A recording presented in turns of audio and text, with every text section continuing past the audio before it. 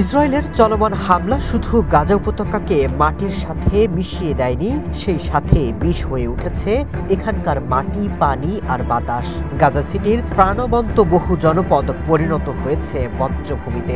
বৃষ্টির পানি ধরে রাখার গুরুত্বপূর্ণ জলাশয়গুলো এখন পচা আর ময়লার ভাগাড়। গাজা পুনর্গঠন নিয়ে এখনো কোনো সিদ্ধান্ত আসেনি। কয়েক সপ্তাহ পার হলেও বসবাসের অযোগ্য নগরী আরও ভয়াবহ দূষণে ভরে উঠেছে। ড্রেনেজ ব্যবস্থাপনা ধ্বংস হয়ে যাওয়ায় দেখা দিয়েছে নিরাপদ খাবার পানির অভাব। বাধ্য হয়ে বিষাক্ত পানি খাচ্ছে মানুষ। ইসরায়েলি বোমা হামলায় গাজার পানির পাম্পগুলো ধ্বংস হয়ে গেছে। বিদ্যুৎ আর স্যানিটেশন ব্যবস্থা ভেঙে পড়ায় দূষিত পানি ছড়িয়ে পড়েছে, যা ঘরবাড়ি এবং তাঁবুগুলোর কাছাকাছি পৌঁছে যাচ্ছে।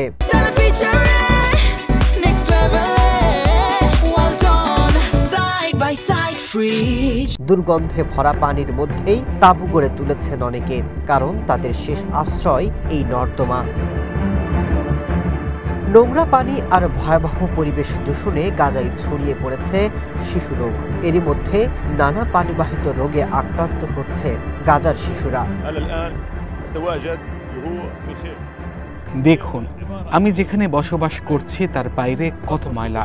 আমি সন্তানদের নিয়ে এখানে খেতে বসতে পারি না। কেউ এসব সরিয়ে নিতে আসে না। পানি নেই, বাধ্য হয়ে এসব নোংরা পানি খেতে হয়। ব্রাজিলে অনুষ্ঠেয় এবারের জলবায়ু শীর্ষ সম্মেলন শুরুর আগেই এ নিয়ে কথা বলছেন বিশেষজ্ঞরা। ফিলিস্তিনি রাষ্ট্রদূত এই সংকটকে গণহত্যার সাথে জড়িত এক পরিবেশগত বিপর্যয় বলে বর্ণনা করেছেন।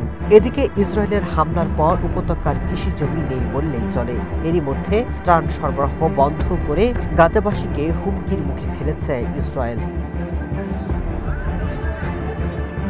Masud Rana, one international desk.